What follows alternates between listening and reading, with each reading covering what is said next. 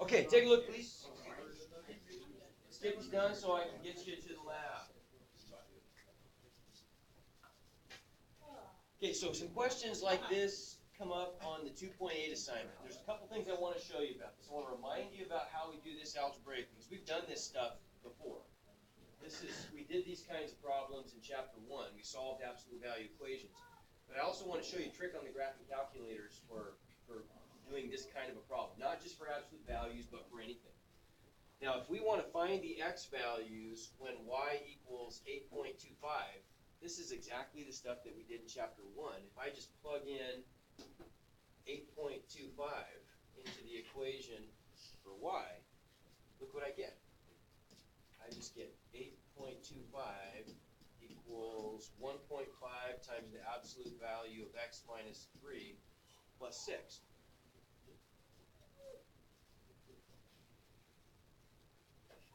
And so if I want to solve this equation, remember what we said about solving absolute value equations. First thing we had to do was isolate what? Well, okay, we're going to isolate x, but before we can isolate the x, what do I have? I have to isolate something in this equation. Absolute value. Good. So I've got to get this by itself, and then I'll use my absolute value trick. Remember, I'm going to trade the absolute value equation for two regular equations, and I'll just solve both. Okay? So how do I get that absolute value by itself? What are the things I have to do in order? The two steps I have to do to get the absolute value by itself. First, I subtract 6. Okay, that's going to give me, what, 2.25 equals 1.5 times the absolute value of x minus 3. Now what? Good. Okay, we'll divide both sides by 1.5.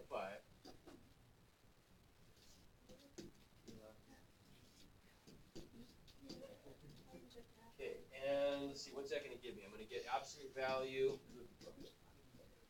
of x minus 3 equals 1.5, right? Yeah. No.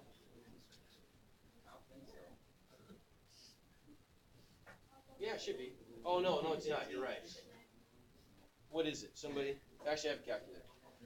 Okay, there are way too many side conversations going on. You're gonna waste your time here, because I'm not gonna proceed until everybody with me.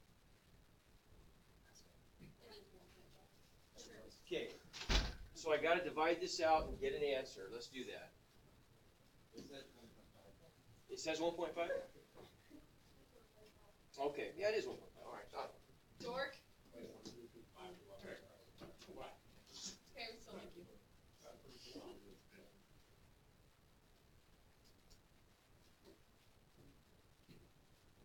Okay, so now what? I got an absolute value equation. I got the absolute value by itself. What was my trick when I have an absolute value equation? It's going to be an or, isn't it? Right? If the absolute value of x minus 3 equals 1.5, then what does the stuff, remember we called this the stuff in the bubble, the stuff inside the absolute value bars, what is that equal to? Well, no. 1.5 or negative 1.5. It's just this stuff. We had this, in chapter 1 we said something like this, the absolute value of ax plus b, if that equals c, then there's two things that are true. Either what's inside here, ax plus b equals c, or whatever's in there would equal negative c, right?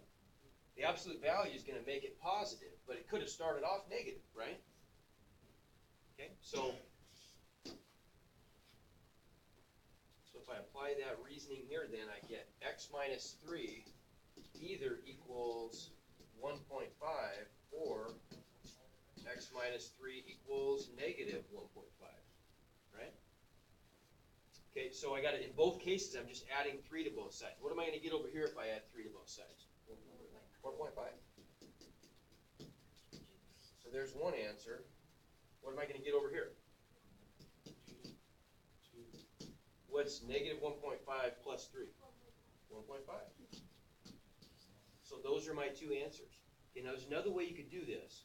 So that's kind of the algebra way of doing this. And I expect you to know how to do that. That's something, at this point, you should know how to do. If you don't, you need to see me. You need to work on a few things. There's another way to do this though, using a graphing calculator. We could do this. Okay, now, if I graph this function on a graphing calculator, this what I start with, right? Y equals 1.5 times the absolute value of x minus 3 plus 6. I can use the graph. How do I get an absolute value though? So if I go to y equals, let me clear these out. So 1.5 times, but where's the absolute value on the calculator? It's ABS, right? Now, how do I get to that? There's two ways I can do it. Both of them are pretty quick. This button down here, where it's behind the zero, where it says catalog, that's all of the functions on the whole calculator, but ABS, they go alphabetically. So ABS is the very first one. So I can go second, catalog, and the first thing I see is absolute value, so I just hit enter, that works. Or I can also do this. I can go math, screen, scoot over to the number menu, so right arrow, and it's the first option. Either way, doesn't matter. Okay, when I grab that, it's going to give me, it gives me the absolute value template, but I want it inside, I want it here. I don't want it there, I want it over here. So 1.5 times absolute value of x minus 3. And then I got to get outside of the absolute value bars to add the 6. So I'm just going to hit right arrow plus 6. Okay. We got to graph this thing. So how about if we graph it? We'll start off just going zoom 6, zoom standard, and see how that looks. We might need to tweak it. Zoom 6, and that's what we see. Okay, we want to know when is this equal to a y value of 8.25? What happened there?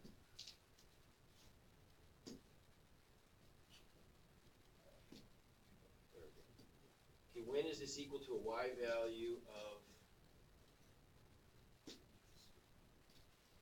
8.25? Now this is something different. You guys don't know how to do this.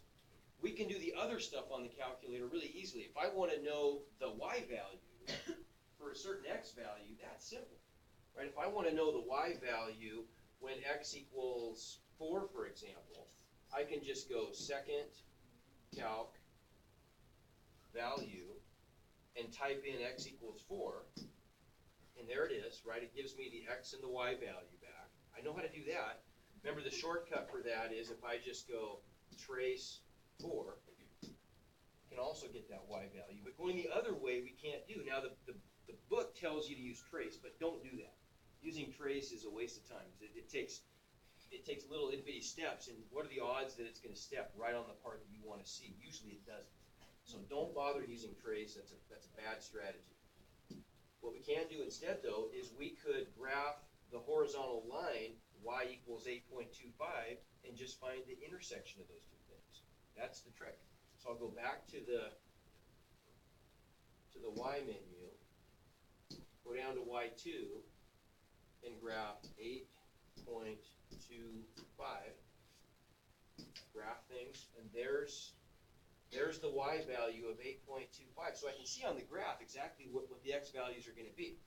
There's going to be one place where the absolute value function has a y value of 8.25, and there's the other one, right? To find those, I just go to the calc menu, second calc, and which option do you suppose is the one that I want? Not value, intersect. Yeah, I'm going to choose number 5, intersect. Okay, and then it just wants to know what's the first curve, what's the second curve. There's only 2, so I can just hit enter, enter. But then it wants a guess. Now there's 2 possible answers. I'm either going to get that x value or that x value. So I need to put the cursor close to the one that I want to find. So I'll put it, what if I put it right there? So it's next to this one. Then the calculator will go find that one. If I hit enter, look what it tells me, 1.5. Same answer that we got, right? For one of them. If I want to find the other one, I've just got to go back and go second calc 5 again. Enter, enter, and then I got to make another guess. So hit the right arrow and go over by this place and hit enter. And it finds this guy, 4.5, x is 4.5. So we got the answers using the calculator that way also. Okay, make sense? Well, you're right. I would say that in this particular case, it's probably easier to just do the algebra, but there are going to be times when it's going to be really hard to do the algebra. Well, like if we were doing some wacky function that wasn't just an absolute value function. What if we're the absolute value of sine of a square root? I mean, something weird like that. Then definitely just use the graph. Okay? So in this case, probably a wash, but in the future, this will be a good tool. Okay? All right. 332.